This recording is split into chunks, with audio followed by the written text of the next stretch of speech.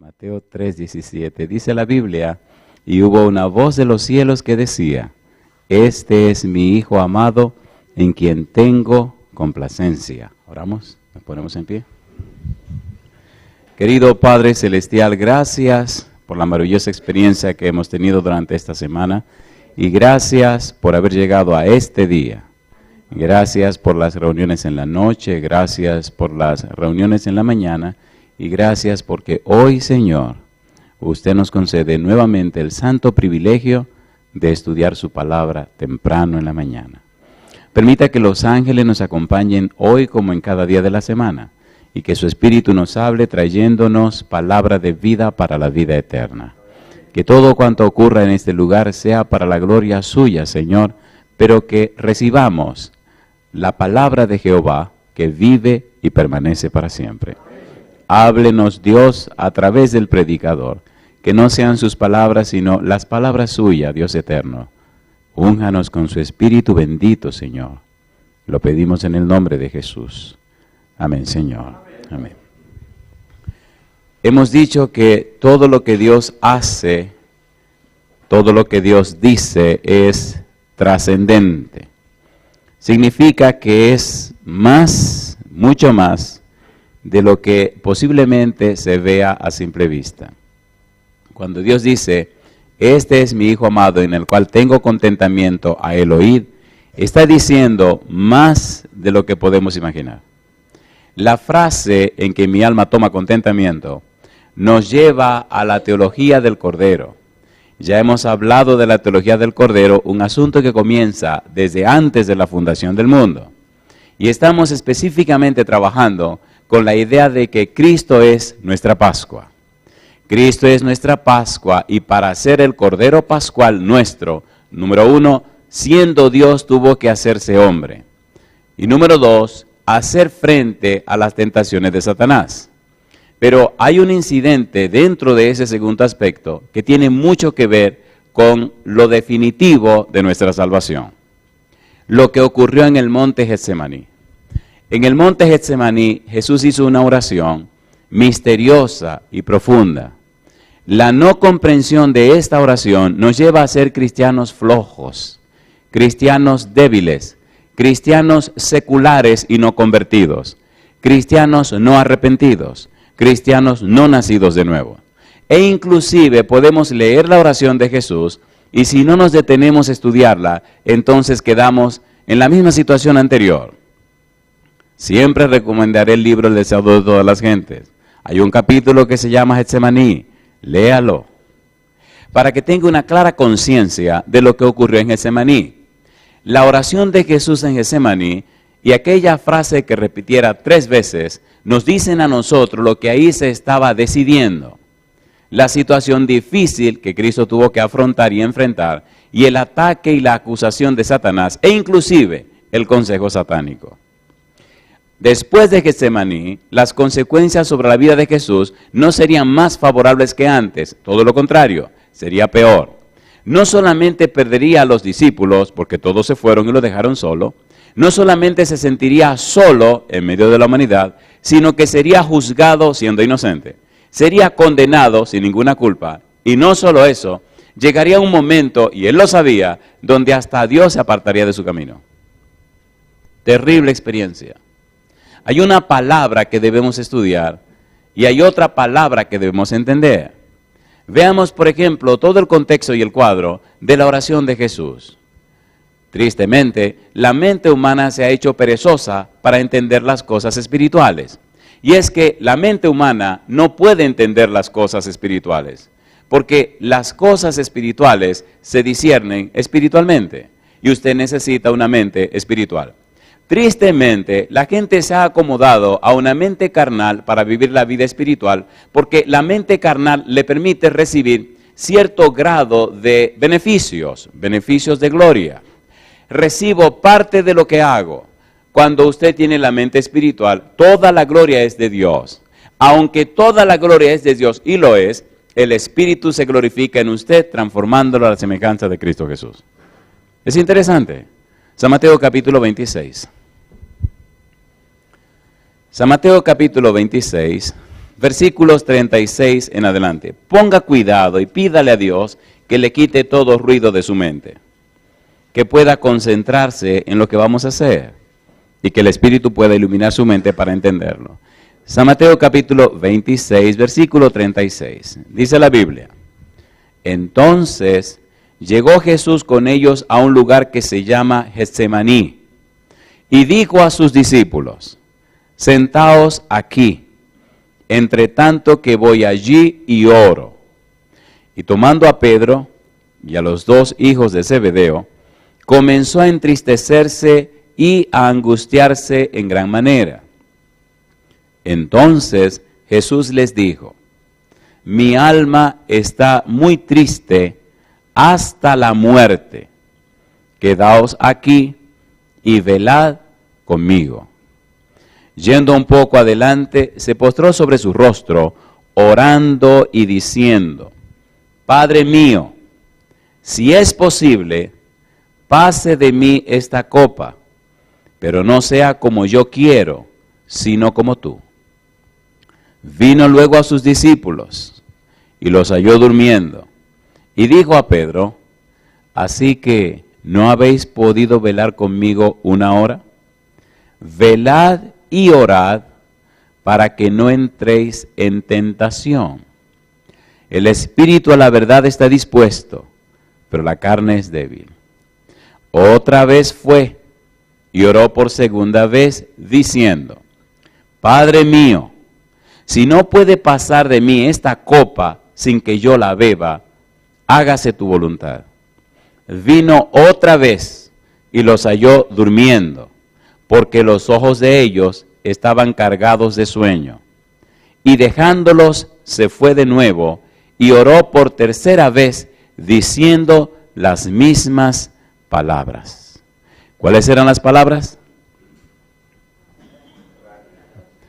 Las palabras que él dijo 3 veces fueron: Padre mío, si no puede pasar de mí esta copa sin que yo la beba, hágase tu voluntad. ¿Cuáles fueron las palabras que Jesús dijo 3 veces? Padre mío. ¿Qué sigue diciendo? ¿Qué copa estaba diciendo y refiriéndose Jesús? ¿En qué copa estaba pensando Jesús? ¿Qué cosa es esa copa? ¿Qué había en esa copa? ¿Por qué no se la quería beber? ¿Por qué se estremecía al pensar en ella? ¿Por qué le tenía tanto terror? ¿Por qué le pidió y le clamó al Padre por eso? ¿Y por qué al final pidió que se hiciera su voluntad? Deberíamos detenernos un buen tiempo a estudiar acerca de esa copa. Quiero decirles que no es nuevo que uno no se interese mucho en investigar la copa. Aún los teólogos no quieren hacerlo. Es más, han tratado de suavizar el contenido de la copa. Pero la Biblia es clara. La Biblia es concreta y es directa. Es la copa. ¿Qué cosa es la copa? Pudiéramos traducir la copa sencillamente con una palabra de 3 letras. Ira. ¿Cuál es la palabra? Ira. Entendamos por un momento qué es lo que está pasando. Por favor, recuerde que Dios había dicho de Jesús: este es mi Hijo amado, en quien tengo complacencia. En quien tengo complacencia define el siervo sufriente. En quien tengo complacencia define el Cordero de Dios. En quien tengo complacencia define Isaías 53, versículo 6, aquel a quien Dios le cargó el pecado de todos nosotros. Define, versículo 11, el siervo sufriente de Dios. Jesús sabe quién es Él, sabe a lo que vino a la tierra, sabe que en el plan de salvación quedó claro que Él vendría como el Redentor, que Él vendría como el Cordero que Dios preparó de antemano para quitar los pecados del mundo. Jesús sabe lo que eso significa. Por eso, en el capítulo 17, versículo 1 de San Juan, dice: ha llegado la hora. La copa y la hora es lo peor y lo más terrible en la mente de Jesús. Una hora, un momento, un incidente en la historia donde Él tendría que enfrentar la ira de Dios. Si los seres humanos entendiéramos mejor este asunto, si los cristianos fuéramos más serios, si los cristianos fuéramos más sinceros, si fuéramos más estudiosos y entendiéramos ese momento en la vida de Jesús, odiaríamos el pecado con toda la fuerza de nuestro ser. Pero somos tan flojos y el enemigo nos ha ocupado tanto la mente con los brillos de este mundo, con las tonterías de este mundo, que entonces perdemos de vista el verdadero foco de la vida, que es el Cordero de Dios que quita el pecado del mundo. En las tiendas están usando una técnica de iluminación y le está dando muy buen resultado.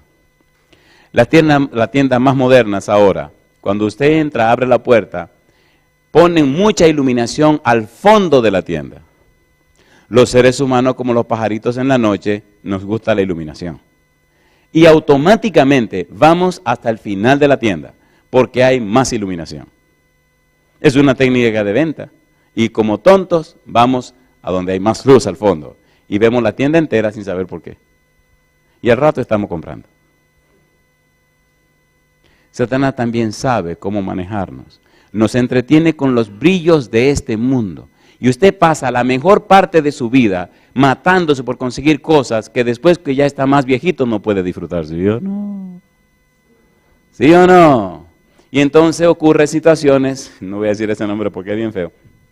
Por ejemplo, donde vivo, usted puede ver un señor acabando de vivir en un Maserati. Bueno, un carro muy caro.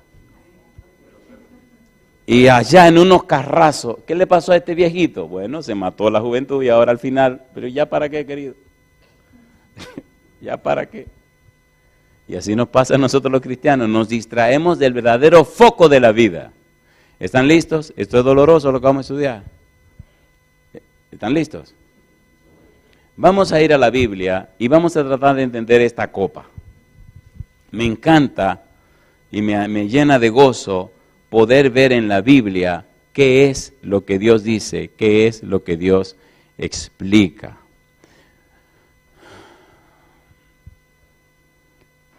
La ira de Dios es claramente predecible. Lo único que enciende la ira de Dios es el pecado. ¿Qué enciende la ira de Dios? El pecado. Ponga eso bien claro. Vamos al Antiguo Testamento y hagamos un breve estudio de cómo se encendía la ira de Dios.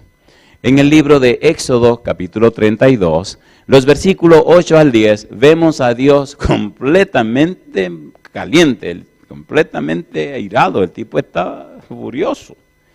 Éxodo, capítulo 32, versículo 8 al 10. Pero preguntémonos, ¿por qué está el Señor tan enojado? ¿Por qué está tan molesto? Sencillamente porque el pueblo hizo un becerro y se puso a adorarlo y le dio hasta el nombre de Jehová. ¿Sí o no? ¿Sí o no? Jehová se molestó. Y oiga lo que dice el versículo 8 hasta el 10 del capítulo 32. Dice Dios, pronto se han apartado del camino que yo les mandé. Se han hecho un becerro de fundición y lo han adorado. Y le han ofrecido sacrificio. Y han dicho, Israel, estos son tus dioses que te sacaron de la tierra de Egipto. Dijo más Jehová a Moisés, yo he visto a este pueblo, que por cierto es pueblo de dura cerviz. Ahora pues, déjame que se encienda mi ira en ellos y los consuma, y de ti yo haré una nación grande. ¿Qué es lo que enciende la ira de Dios? El pecado. ¿Qué enciende la ira de Dios? El pecado. No olvide esa frase, la ira de Dios la enciende el pecado. Satanás nos ha hecho creer y pensar que Dios va a tratar el pecado de cualquier manera. Y hay muchos cristianos que viven de cualquier manera, porque Dios es misericordioso y clemente. Misericordioso y clemente. Mira la cruz. Mira la cruz. Número 1. Número 2. ¿Qué otra cosa enciende a Dios? Bueno, todo lo que es pecado enciende la ira de Dios. En el libro de Ezequiel, capítulo 23, versículo 27, dice que el adulterio enciende la ira de Dios. Y hay mucha gente hoy día en ese relajo del adulterio. Ezequiel, capítulo número 23, versículo 27. En la época de Ezequiel hubo muchos problemas distintos, Pero mire qué interesante, dice Ezequiel, capítulo 23, versículo 27. Dice el verso 27, y haré cesar, ¿qué cosa? Y haré cesar de ti tu lujuria y tu fornicación de la tierra de Egipto, y no levantarás ya más a ellos tus ojos, ni nunca más te acordarás de Egipto. El adulterio enciende la ira de Dios. El maltrato a las viudas y a los huérfanos enciende la ira de Dios. Éxodo capítulo 22, versículo 22 al 24. Recuerde que estamos hablando de la copa. Estamos hablando de la ira de Dios. Éxodo capítulo 22, versículo 22 al 24. Dice el versículo 22, a ninguna viuda ni huérfano afligiréis, porque si tú llegas a afligirles y ellos clamaren a mí, ciertamente oiré yo su clamor. ¿Y qué dice ahora? Y mi furor, mi ira, se encenderá y os mataré a espada, y vuestras mujeres serán viudas y huérfanos vuestros hijos. Tenga cuidado como está viviendo, no sea que usted sea objeto de la ira de Dios. ¿Se entienden las palabras que estamos leyendo? ¿Son claras o no son claras? Usted es un sinvergüenza que está adulterando. ¿Y qué le pasa a usted? Mire lo que dice la Biblia. Usted está bregando con el pecado ahí tapadito que nadie se da cuenta. Mire lo que dice la Biblia.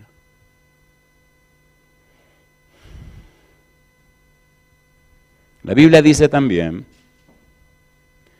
que la codicia y la falsedad encienden la ira de Dios. Jeremías capítulo 6, versículo 11 al 15. Jeremías capítulo 6, versículo 11 al 15. Es bueno entender esto para entender la obra, el ministerio, el sacrificio del Señor Jesús.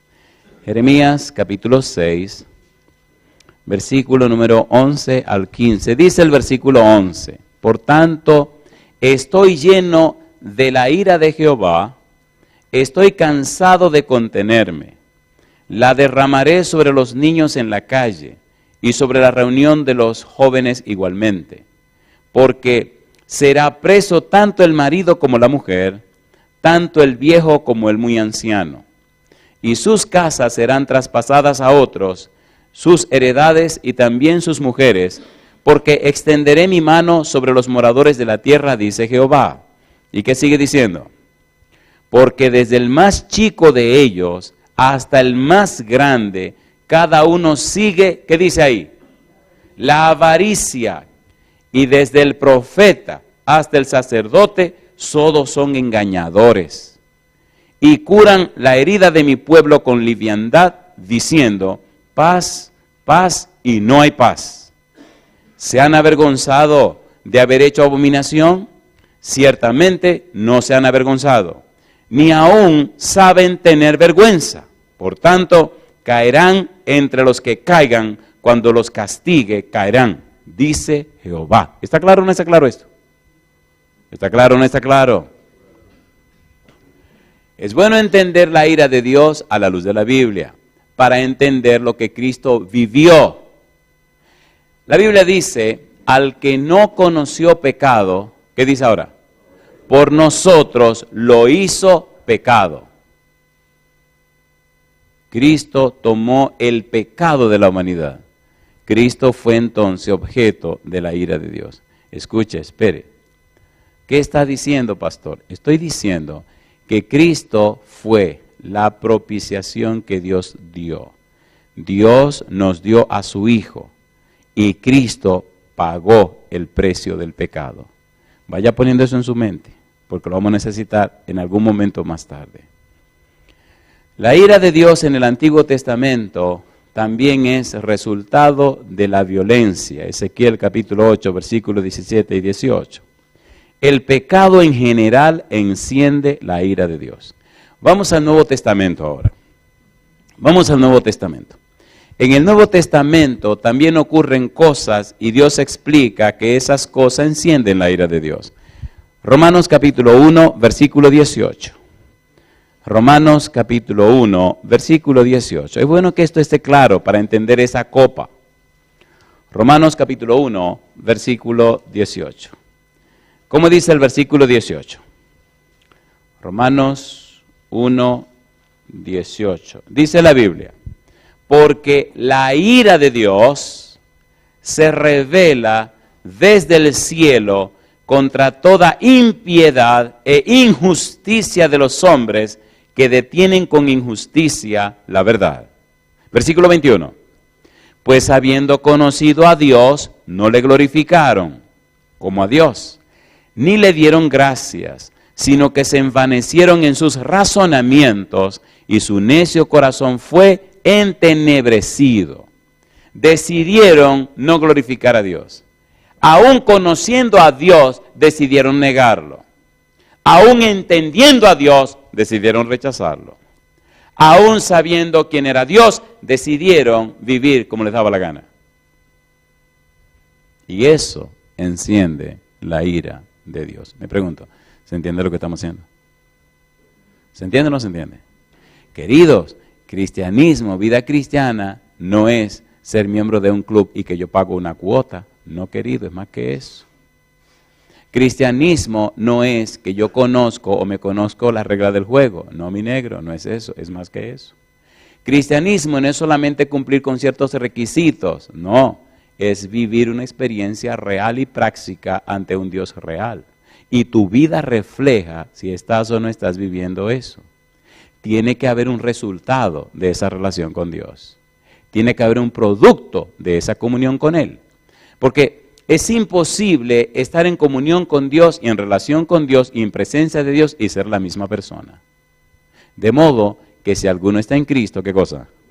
Nueva criatura es. Las cosas viejas pasaron y aquí todas son hechas nuevas. Haga una evaluación de su propia vida. ¿Cuántos años tiene caminando con el Señor? ¿Cuántos años tiene en la iglesia? ¿Y cuáles son los cambios en tu vida? Es mejor evaluar el asunto de esta manera. ¿Cómo tu vida está afectando para bien la vida de los que te rodean? ¿Por qué? Si es verdad que estás conectado con el Señor, los que te rodean quedarán afectados por tu relación con Dios. Eso es automático. Eso es innegable. Nadie lo puede negar ni nadie lo puede rechazar. Vayamos al libro de Romanos capítulo 2, versículo 5. Recuerde que estamos hablando de la ira de Dios. Dice el versículo 5. Pero por tu dureza y por tu corazón no arrepentido, ¿qué dice la Biblia? Atesoras para ti mismo ira para el día de la ira y de la revelación del justo juicio de Dios. ¿Por qué cosa dice? Número 1, por tu dureza y por tu corazón no arrepentido. ¿Qué es dureza de corazón? La palabra corazón, cardía, se traduce como mente. Por la dureza de tu mente, por tu no arrepentimiento. Mire qué interesante juego de palabras. Dice el versículo número 5, pero por tu dureza y por tu corazón no arrepentido. Un corazón duro y un corazón no arrepentido es la misma cosa. Un corazón arrepentido es un cambio de corazón, es un cambio de mente. Una persona arrepentida es una mente cambiada. Una persona no arrepentida es una persona no cambiada. Una persona con la mente como una piedra. Una mente cerrada. Cuando la mente está cerrada, no hay nuevo nacimiento. Cuando la mente está cerrada, no hay renovación. Cuando la mente está cerrada, no hay arrepentimiento. Cuando la mente está cerrada, no hay cambio en la vida. No hay transformación, no hay gloria en gloria. Y la persona se convierte entonces en un simulador. En una persona que solo hace gimnasia, que solo muestra lo que no es. Y esa dureza de corazón, ese corazón no arrepentido, ese corazón no nacido de nuevo, ese corazón no cambiado, que se mantiene duro como una piedra, al final tendrá que hacerle frente al juicio de Dios. Y el juicio de Dios significa ser objeto de la ira de Dios. Significa destruirse para siempre. La muerte de Cristo en la cruz es un asunto tan serio y tan profundo que deberíamos, dice la sierva de Dios, meditar en ello 1 hora cada mañana. Mire si es profundo. Por lo menos 1 hora cada día de la semana. Veamos un poco más. capítulo 2, versículo 8. Dice Romanos 2, 8. Pero ira y enojo a los que son contenciosos y no obedecen a la verdad, sino que obedecen a la injusticia. Mi pregunta, ¿estas palabras son claras o no son claras? ¿Son claras o no son claras? Ira para los impíos. Mira lo que dice el Señor Jesús. San Juan capítulo 3, versículo 36. Recuerde que queremos estudiar y entender la palabra copa que Cristo está mencionando. Y hemos dicho que esta copa se refiere a la ira de Dios. San Juan capítulo 3, versículo número 36. Dice el verso 36. El que cree en el Hijo tiene, ¿qué cosa? Vida eterna. Pero el que rehúsa creer en el Hijo no verá la vida. ¿Qué dice ahora? Sino que la ira de Dios está sobre él. Ahora escuche, por favor. Si Cristo tomó la copa, si Cristo fue objeto de la ira de Dios, si Cristo es la propiciación que Dios dio, si Cristo es el que resuelve el problema del pecado, entonces, si usted acepta a Cristo, si usted recibe a Cristo, si usted se entrega a Cristo, si usted es vestido con Cristo, si usted es recibido en Cristo, la ira que debió ser para usted, ya la soportó Cristo. Pero la pregunta, ¿y si usted rechaza a Cristo? Entonces, mi negro, te toca a ti recibir el fuego de la ira de Dios. ¿Verdad que esto está claro y se comprende? ¿Verdad que claramente entendible? ¿Sí o no?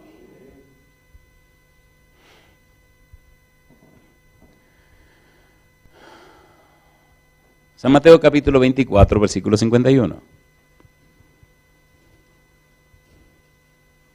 Mateo 24, 51.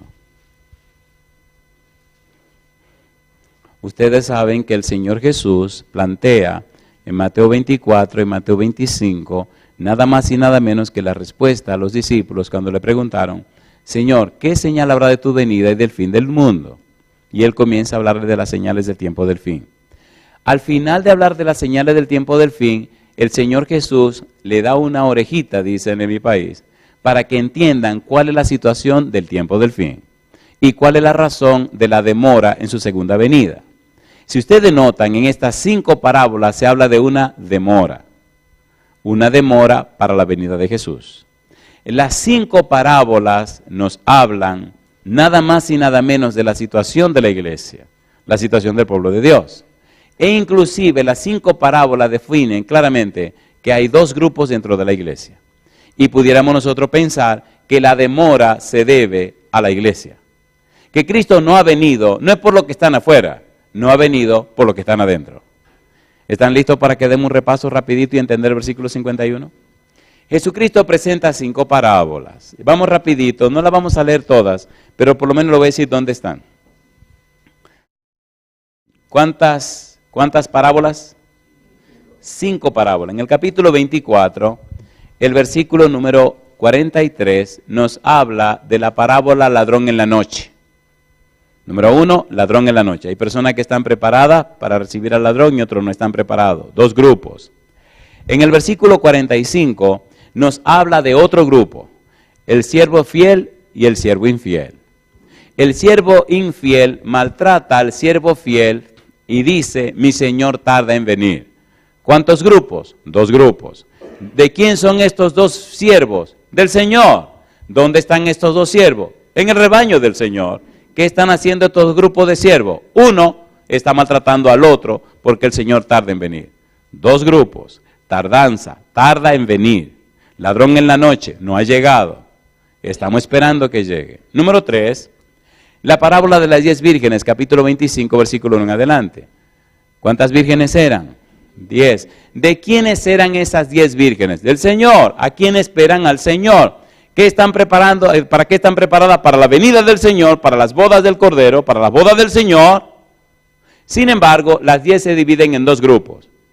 Las vírgenes prudentes y las vírgenes imprudentes. ¿Cuántos grupos? 2. No lo olvide. Pero todas son vírgenes del Señor.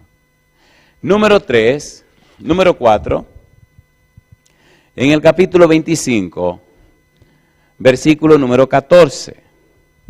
¿Qué hizo este señor cuando se fue lejos? Repartió talentos. Al primero, ¿cuántos talentos le dio? 5. Al segundo le dio 2. Y al tercero le dio 1. ¿No son estos siervos del Señor? Claro que sí. A los siervos del Señor le entrega los talentos. Pero de los 3, el primero y el segundo cumplen su propósito y el tercero no. ¿Cuántos grupos? 2. Los que están ocupados en la obra del Señor y los que están ocupados en acusar y criticar al Señor.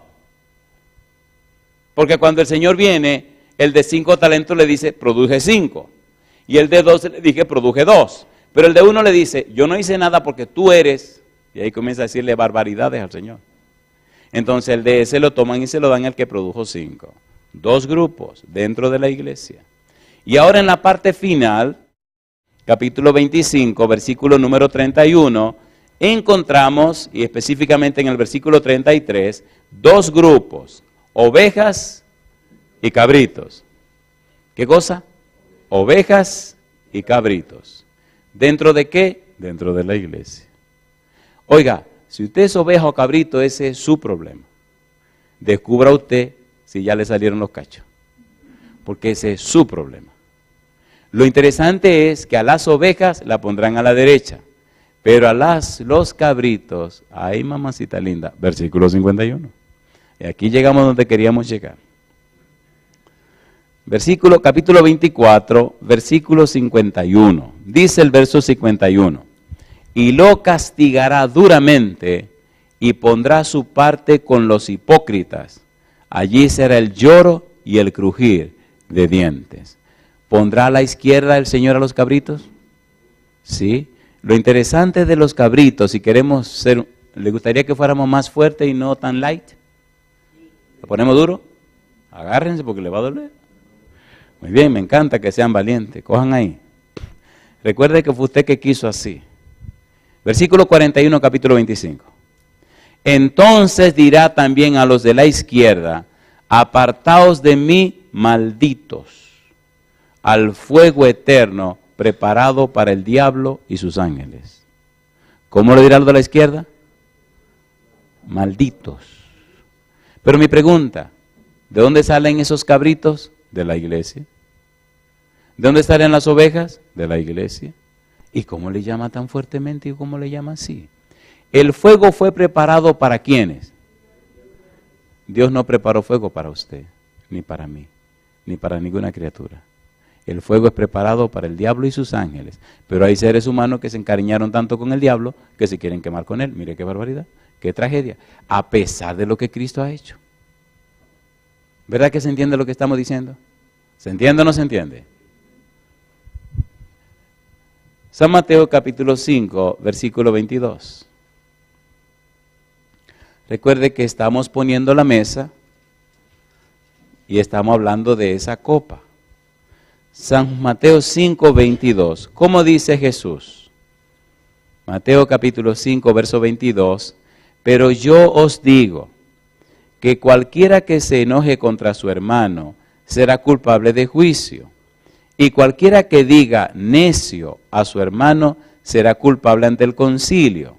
Y cualquiera que le diga fatuo quedará expuesto al infierno de fuego. Mi pregunta, ¿es seria la vida cristiana? ¿Sí o no?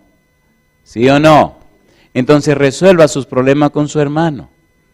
Vaya y póngase de acuerdo con su hermano. Y si hay que pedirle perdón, pídale perdón. Y si hay que resolver la cosa, resuelva la cosa. Y déjese de criticar a su hermano, porque Cristo dice que la crítica es fuerte. ¿Lo dice o no lo dice? Tenga cuidado entonces, porque podría suceder y podrían pasar cosas inesperadas. Hay un teólogo llamado Gustav Stalin y él dice, ponga cuidado, la ira es un rasgo esencial e inalienable en la forma como el Antiguo y el Nuevo Testamento ven a Dios. Y él sigue diciendo, las raíces causales de dicha ira son, número 1, la indiferencia y el desacato hacia la revelación de su ser en la creación. Ya leímos Romanos capítulo 1, versículo 18 y versículo 21. Número 2, dice este teólogo, el desdén y la transgresión de la revelación de su voluntad en la ley. Romanos capítulo 2, versículo 17 en adelante, aquí describe Pablo detalles muy interesantes que tienen que ver con nosotros, los que nos llamaban gentiles. En el capítulo 3, versículo 19, leamos Romanos 3, 19, porque tendríamos que leer Romanos 2, 17 al 24. Leamos Romanos 3, 19.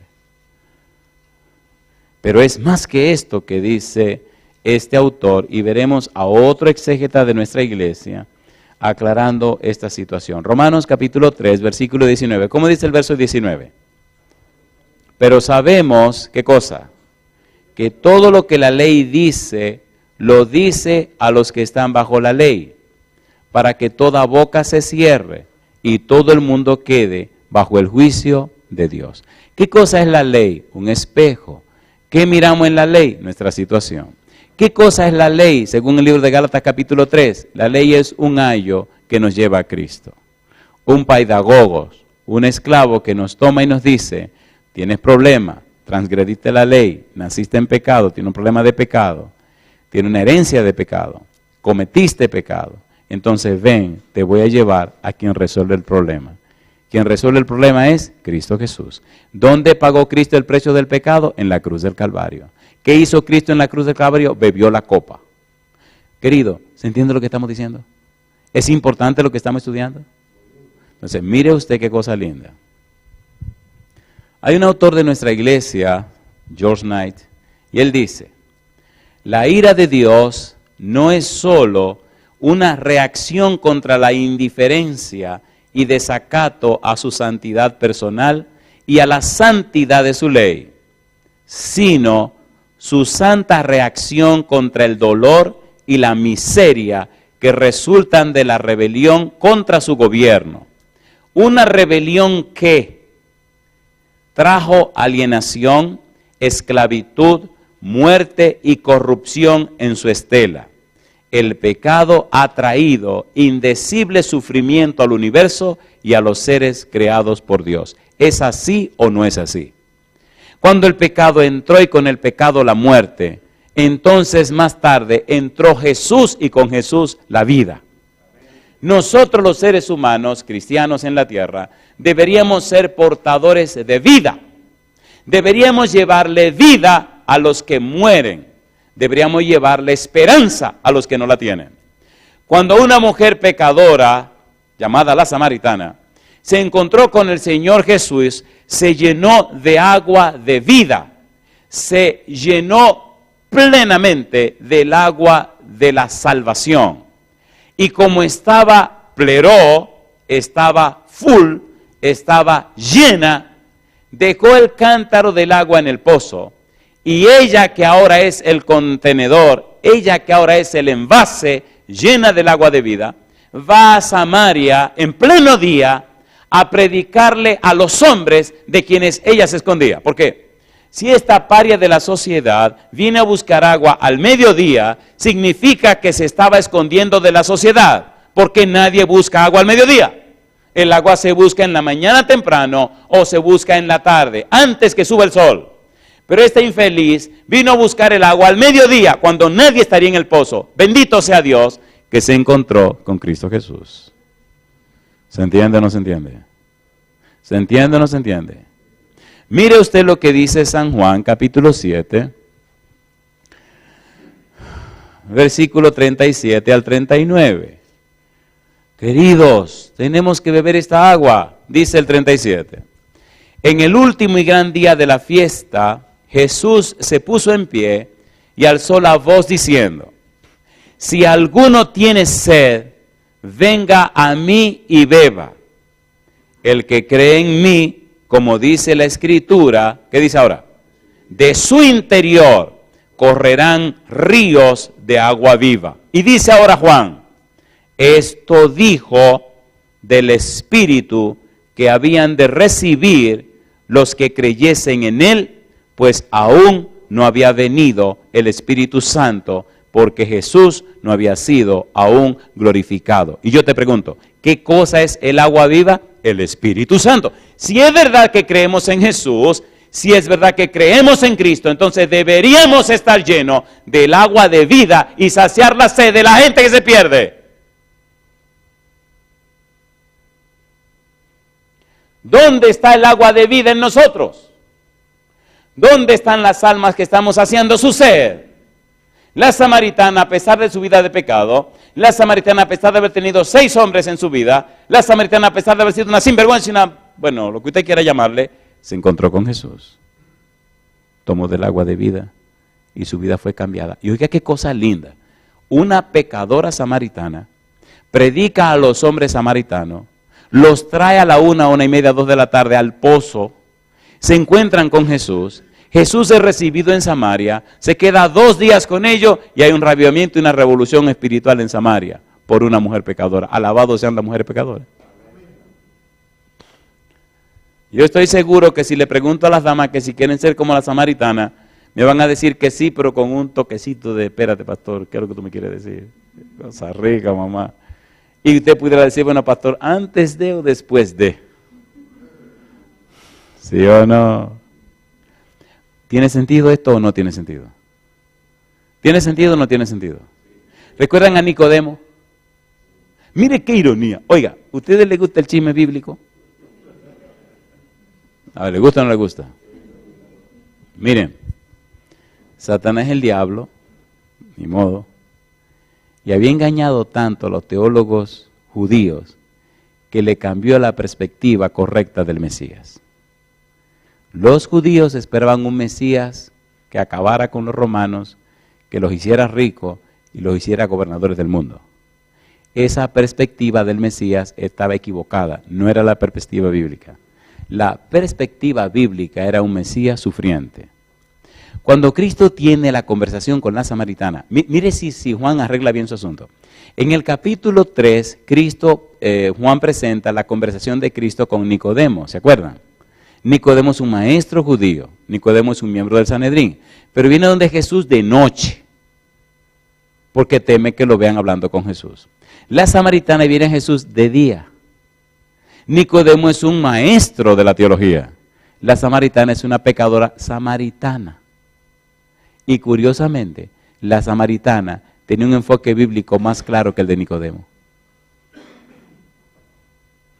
¡Qué barbaridad! ¡Qué barbaridad! Pastor, ¿qué es lo que usted está diciendo? ¿Quieren que mostremos las pruebas?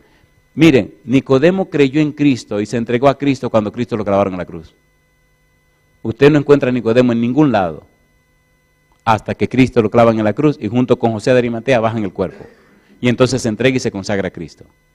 La samaritana inmediatamente se entregó a Cristo, inmediatamente comenzó a hacer su trabajo. ¿Por qué? Porque inmediatamente identificó a Cristo con el Mesías. ¿Cómo? Ella sabía, por lo que había dicho y escrito Moisés, que cuando el Mesías viniera, vendría como un maestro, no como un conquistador. Vendría para enseñarle al pueblo, vendría para educar al pueblo, vendría a cumplir una misión con el pueblo, no para hacerlos ricos y poderosos. San Juan capítulo número 4. Vamos rapidito. Era una tremenda teóloga esta mujer. San Juan capítulo número 4, dice el versículo 25, le dijo la mujer, sé que ha de venir el Mesías, llamado el Cristo. Cuando Él venga, nos declarará todas las cosas. ¿De dónde sacó esta mujer esta información? Del libro de Deuteronomio capítulo 18, versículo 15 al 19. Miren lo que dijo Moisés. Deuteronomio capítulo 18, versículo 15 al 19. Mire qué cosa linda. Deuteronomio capítulo 18, versículo 15 al 19. Dijo Moisés, profeta de en medio de ti, de tus hermanos, como yo, te levantará Jehová tu Dios, a él oiréis. Conforme a todo lo que pediste a Jehová tu Dios en Horeb, el día de la asamblea, diciendo, no vuelva yo a oír la voz de Jehová mi Dios, ni vea yo más este gran fuego, para que no muera. Y ahora me dijo, han hablado bien en lo que han dicho, y oiga lo que dice Dios, profeta les levantaré de en medio de sus hermanos como tú, y pondré mis palabras en su boca, y él les hablará todo lo que yo le mandare. Dios mismo confirmó las palabras de Moisés. Y la samaritana sabía mejor que Nicodemo las palabras de Dios que Moisés había pronunciado. ¡Qué barbaridad!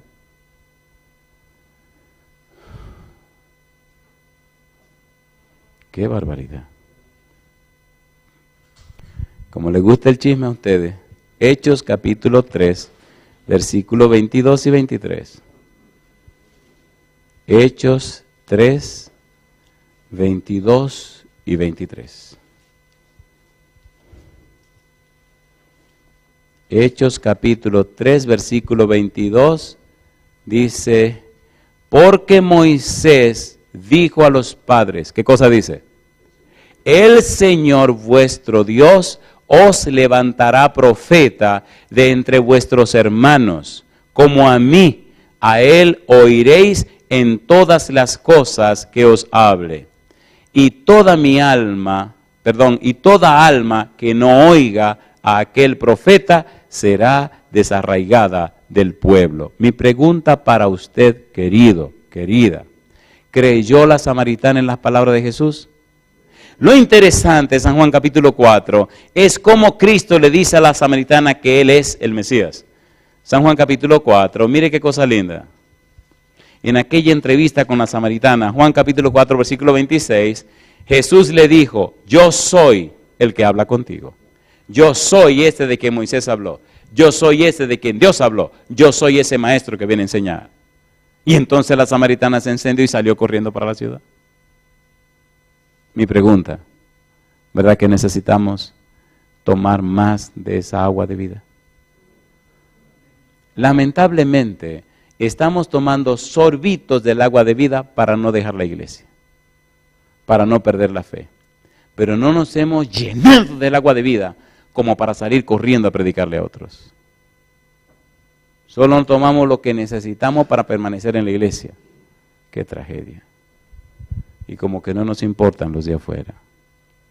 Pienso que debemos ir aterrizando. Mi pregunta, ¿tiene sentido esto de la copa de Jesús? ¿Tiene sentido o no tiene sentido? Y mire qué cosa linda. Vamos a terminar con lo que deberíamos haber comenzado. Mire qué cosa linda. Primera de Juan, capítulo 2, versículo 1 y 2. Todo esto tiene un nombre técnico. Todo esto tiene un nombre en la Biblia que estudiaremos, si Dios quiere, en la próxima reunión. Y una palabrita que empieza con P y termina con N. Primera de Juan, capítulo 2, versículo 1 y 2. Dice el versículo 1, hijitos míos, estas cosas os escribo para que no pequéis. Y si alguno hubiere pecado, abogado tenemos para con el Padre. ¿Qué cosa dice? A Jesucristo el justo. Y dice, y Él es la propiciación por nuestros pecados. Y no solamente por los nuestros, sino también por los de todo el mundo. ¿Qué significa esto? Y Él fue el que se tomó la copa de la ira de Dios. ¿Qué significa esto? Y Él fue que pagó el precio del pecado. ¿Qué significa esto? Y Él fue que se lanzó a pagar la muerte eterna. ¿Qué significa esto? Él fue que recibió todo el peso de la ira de Dios contra el pecado. Capítulo 4, versículo 10.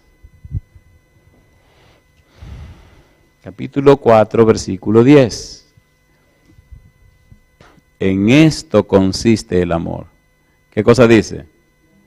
No en que nosotros hayamos amado a Dios, sino en que Él nos amó a nosotros. ¿Y qué dice ahora?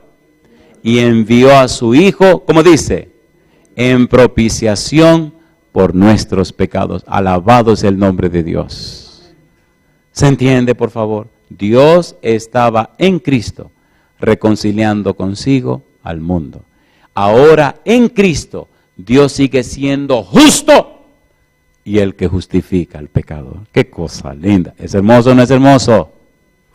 Entonces, ¿cómo podemos vivir esa vida tan floja habiendo Dios pagado un precio tan alto? ¿Tiene sentido esto o no tiene sentido? Ahora, en Cristo somos más que vencedores. En Cristo somos una nueva criatura. En Cristo somos justificados. En Cristo somos santificados. Y todo nuestro ser existe en Cristo. Aquí me detengo. ¿Le parece bien si terminamos? Aunque a usted no le parezca bien, vamos a terminar porque el tiempo se acabó. Pero ¿verdad que tiene sentido esto? Esa copa que Cristo pidió 3 veces que se la quitaran, era la copa de la ira de Dios. Pero recuerde, Cristo vino a aplacar la ira de Dios, vino a resolver el problema del pecado. No porque Dios no nos ama, sino porque Dios odia el pecado. No porque Dios te rechaza, sino porque el pecado y Dios no pueden existir, cohabitar juntos. Si todavía el pecado existe, es porque hay un tiempo de gracia que hace posible que el humano tenga tiempo para arrepentirse. Ojalá en algún momento podamos hablar de la gracia común y de la gracia salvadora. Ahora yo le pregunto a usted, ¿deberíamos estudiar estas cosas con más frecuencia? ¿Comprenderla y entenderla? Estos son los fundamentos y las bases de nuestra fe y de nuestra creencia. Necesitamos entender esto. Por eso la teología del Cordero. Recuerde que estamos viendo a Cristo como nuestra Pascua, nuestro Cordero Pascual. Lo que Cristo hizo. Y en la cruz se completó el sacrificio. Cristo hizo un sacrificio. Sabía su misión, conocía lo que venía a la tierra, sabía lo que iba a pasar, tenía conocimiento pleno de cada detalle y entregó su vida voluntariamente. Nadie se la quitó. Él voluntariamente la entregó. ¿Recuerdan cuando lo fueron a tomar preso en Getsemaní? Que Pedro sacó la espada y le cortó la oreja a un tipo, a Malco, un siervo del sumo sacerdote. ¿Recuerdan lo que dijo Jesús?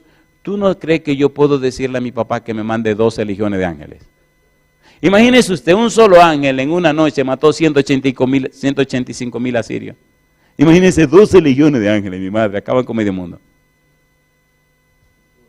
Pero Cristo dijo, no, yo vine como el siervo sufriente.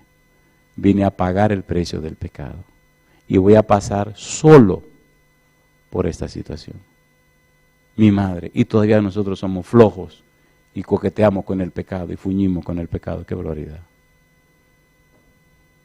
Termino con esta pregunta. Oiga, ¿le gustaría salir de esa vida tan común y corriente? ¿Le gustaría o no le gustaría? ¿Le gustaría vivir una vida más poderosa en el Espíritu, más llena de la presencia de Dios? Que las personas que se relacionen con usted se den cuenta, entiendan, comprendan que usted estuvo hablando con Dios recientemente, que sepan que usted viene de parte de Él. ¿Le gustaría eso? Me gusta cuando la Biblia dice, San Juan 1:6, hubo un hombre enviado de Dios, el cual se llamó Juan. Este vino por testimonio para que diese testimonio de la luz, a fin de que todos creyesen por Él. Es el propósito de nuestra vida. Todo lo que usted tiene o posee es puro brillo. Se disipa con el tiempo. Pero los resultados de hacer la voluntad de Dios duran para la eternidad. Comentaba con alguien ayer o anteayer, no sé. Le decía, los hermanos de aquí no se dan cuenta que lo que estamos haciendo no es algo que perecerá con el tiempo. Aunque ya en Bariloche nadie se acuerde de lo que ocurrió, estos sermones estarán dándole la vuelta al mundo y levantando almas para el reino de los cielos. ¿Le gustaría conmigo hacer hoy una decisión de poner en las manos del Señor? Señores, por favor. Mire, esa cuestión de que ir a un juego y ser uno de los atletas y pasarse todo el tiempo sentado en el banco, eso no tiene sentido. Cuando era adolescente, cuando era joven, jugaba mucho baloncesto y jugaba mucho béisbol y era pitcher. Dejé de pichar porque un día por poco mato a un muchacho un pelotazo en la cabeza. Y me dio miedo, digo, si le hubiera dado en la frente lo mato, pero mire, pues por suerte que tenía el casco y con todo y casco el pelotazo fue tan duro que se fue de cabeza y se quedó mareadito. Entonces después le di al baloncesto y me encantaba el baloncesto, brincaba altísimo y todo, pero me daba pena con algunos colegas que no eran muy buenos jugadores y se la pasaban en el banco. ¿Ustedes creen que Cristo quiere jugadores de banco en la iglesia? Entonces sacúdase, haga más ejercicio, póngase en la cosa, porque este juego se está poniendo caliente. Y todos esos jugadores de ahí de banco, ay mamacita linda, cuando la cosa se ponga dura van a brincar por los techos y se van a salir por detrás del estadio, del play. Métase al juego, busque las almas que Cristo vino a salvar. Querido Padre Celestial, gracias por la reunión que hemos tenido. Gracias por los presentes y también por aquellos que nos siguen o nos escuchan en algún lugar del mundo. Dios, querido Padre, que seamos no solo oidores de su palabra, sino hacedores de su voluntad. Como Jesús lo hiciera valientemente hasta tomar la copa y beber su contenido hasta el final, que esa muerte vicaria de Cristo en nuestro favor no sea en vano, Señor. Que el Espíritu Santo nos despierte la mente y comprendamos el alto costo que el Señor pagó por nuestra salvación. Y entonces, reanimados, Señor, completamente cambiados y transformados, comprendamos verdaderamente el amor suyo por nosotros y nos motivemos a vivir una vida que alabe y glorifique su nombre. Que el Espíritu nos lleve de gloria en gloria, fiel y conforme al alto precio que pagaron por nosotros. Que vivamos como príncipes y princesas reales, como reyes, Señor, como miembros de una nación santa, como hijos e hijas del Altísimo, reflejando y revelando sus virtudes ante aquellos que no le conocen. Y así se sientan motivados a conocer su verdad por nuestro testimonio. Se lo pedimos, Dios, y agradecemos. En el nombre de Jesús. Amén, Señor.